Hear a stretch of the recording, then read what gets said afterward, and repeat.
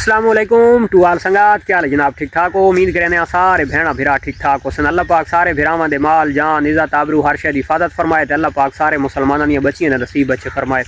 शुक्र है अल्हम्दुलिल्लाह मारका आज मेरी काफ़ी सारी तबीयत हो गई है फिट। और वो सामने अपना इन दरख्तों के तले पास वो नज़र आता पिया अपना घर। इत्थे जनाब भाई सरसों, तो वो सरसों अज उन्हें गिदी है चाह और इस दे विच काफ़ी सारियां जड़ी बूटियां जड़ियां हन तो वो अज सारे जानवर वदन खाते। और इन्होंने जड़ी बूटियां दे विच सब तो जड़ी वधी फायदा करने वाली चीज़ है तो वो ये है ये सरसों। ये दे पाओ ये इतनी विच छोड़ गए क्योंकि कुछ बहुत ज़्यादा आई तो इन्हें सही नहीं कपी। तो ये जी फली है ना, इस फली के हुण दाना बिल्कुल फुल तैयार है और जानवर सारे खा मखा दे और फ्री दे समझो तेल भी खाते वदन। इसे उत्ते मैं अगे वीडियो भी बनाई है तेल असा अपने जानवरों का बनावना हो, यानी कि वंडा एक तैयार करेसूँ सरसों का। यानी कि इस साल तेल असा नहीं देवना, असा हुआ सरसों वाला वंडा ही इकट्ठा करेसूँ। तो उस तो इलावा जनाब खास कर ये जी चीज़ खलोती है तो इसनों असा अपनी जबान की क्या दें पोली और ये वाली। तो इस दे कंडे तो होने लेकिन भेद बकरी इसनों वत भी खा वैंदी है। तो कुछ ना कुछ दा बड़ा यानी कि ना जहरीली जी होंगी है, बड़ी कड़वी जी होंगी है। तो इसनों खावन दे नाल काफ़ी सारियां शायद के भी तकरीबन 5-7% ये भी अल्लाह की ज़ात डिवर्मर रखा होवे और इस दे विच भी अल्लाह की ज़ात कोई सेहत का एक राज रखा होवे भेड़ बकरी वास्ते।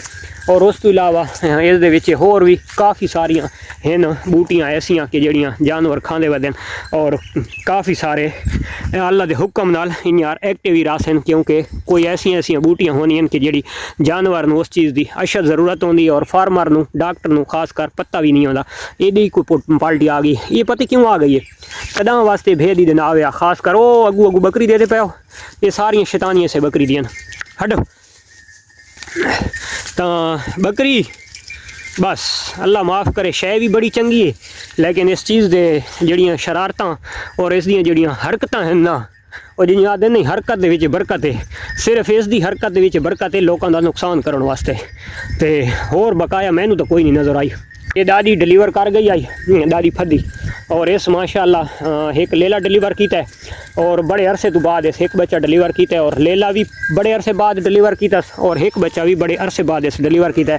वरना ये बच्चे डिलीवर कर दी आई 2 और दोनों फीमेल। तो इस साल जनाब बच्चा भी एक डिलीवर किया और किता भी मेल है। तो दादी हुण तकरीबन एक्सपायर हो चुकी है, यानी कि इसका ज़िंदगी का आखिरी सूआ आई और ज़िंदगी का आखिरी बच्चा आई इस डिलीवर कर छोड़ाई। लेकिन ये बच्चे की कोई ज़िंदगी आई वो सामने आई इस दुनिया से, वरना असा इस बच्चे को कोना ही आणना, असा इस तो पहले इसनों अल्लाह के राह उत्ते दे छोड़ना आई। लेकिन किस्मत की गल कि असा जो इस टाइम तैयार थे तो उस टाइम मैंने चेक किया तो इत्थे ही वधी आई प्रैगनेंट, क्योंकि भेड़ दे विच प्रैगनेंट थीवन का इं पता ही नहीं लगता। इं बस टुरदी फिरदी जा तो इं 2 मिनटों के हीट के उत्ते आ वड़सन और प्रैगनेंट भी थी वैंदी है। तो बस ये कोई ऐसा सीन आई और सानू पता भी कौन आई और ये प्रैगनेंट भी थी वधी आई और इस डिलीवरी भी कर छोड़ा और यदि सेहत भी देख गए कि शोदी का बुरा हाल थी पी है। चलो इन्होंने हम सवेरे नाल भाई गर्मी थी गई है, ये आदियाँ उसन भाई सानू घेन वजन तो वन के छां उत्ते ढक छोड़न। मैं वो सरों नहीं खड़े ना, लेकिन इन्हें कोई इतनी सरों खा गी दी है कि इन्हों का हम दिल भी नहीं थी वो सरों वाले पासे वजन उत्ते जी बड़ी मुश्किल नाल इन्होंने मैं वला के घेन आया, क्योंकि ये आदियाँ कि असां वेंदियां घर। तो मैं अज अपने दोस्तों नाल एक मज़े का टॉपिक शेयर करा चाह, खास कर मूँह खोर वाला जड़ा मुसीबत आई तो वो मूँह खोर वाली मुसीबत दिन ब दिन बढ़ती जा रही है। और अज भी एक सवेरे एक सारे दोस्त का मैसेज आया भी आई कि भाई जानवर सादा का मूँह खोर भी है और टंपरेचर भी खास कर कंट्रोल नहीं पे थींदा। तो उन्होंने वास्ते ये है कि तुसां खास कर मूँह खोर के बारे ज़्यादा नॉलेज मैनू टोटकां दा नहीं पता, क्योंकि असां इस चीज़ उत्ते प्रैक्टिकल नहीं किया। तो लेकिन टंपरेचर के बारे मैं अपने दोस्तों को, क्योंकि इंजैक्शन दे नाल अगर कंट्रोल नहीं थींदा पिया तो देसी एक टोटका है तो तुसां वो भी लाजमी इस्तेमाल करना है। तो इंशाअल्लाह उस दे नाल भी काफ़ी हद तक तुहाडा फायदा थी सी। तो करना कि ये टॉपिक अगे मैं कितनी दफ़ा दोस्तों को दस गया, लेकिन जड़ा ना अज भी मैं अपने दोस्तों नाल वाती उह गल ही दोहरांदा पिया कि तुसां फी जानवर वास्ते 2 चमचियां अजवैन गिननी है।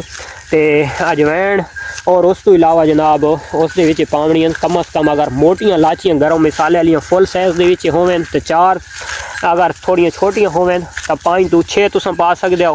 तो चंगी पेसी एक गुड़ दी विच पावनी है तो उसनू खूब काढ़ना है। किलो पानी नू कम अज़ कम तुम अद्धे पानी दे घेना होना है, अद्धे किलो पानी दे गुड़, 4 मोटियां लाचियां गरम मसाले वालियां और 2 चमचियां अजवैन दियां चंगियां ठोक के घटनियां उन्हां दा सही करके अर्क कढ़ घेना है। अर्क कढ़ के ते तुसां जनाब उसनू ठार घेना है। ठार के ते जानवर नू पिला देना है। ये 2-3 दफ़ा ये अमल करे सो तो इंशाअल्लाह इस अमल दे नाल तुहाडे जानवरां दा काफ़ी सारा फ़ायदा थी सी। खास कर टंपरेचर जड़ा तो वो काफ़ी सारा टंपरेचर कंट्रोल थी सी। ठीक है, तो इस दे विच यानी कि कोई दोस्त अगर आ गए भाई होर असां कोई चीज़ ऐड कर सकते हैं तो वो ऐड भी तुसां कर सकते हो। यानी कि अगर जानवर के अंदर तुहानू कोई बदहज़मी का अगर कोई महसूस थी भाई जानवर के विच कोई परेशानी है तो तुसां जनाब उस दे विच 1-2 चमची तुसां सौंफां दी ऐड कर गए सो तो उन्हां दे हवा गैस वास्ते सौंफ बड़ी अच्छी चीज़ है।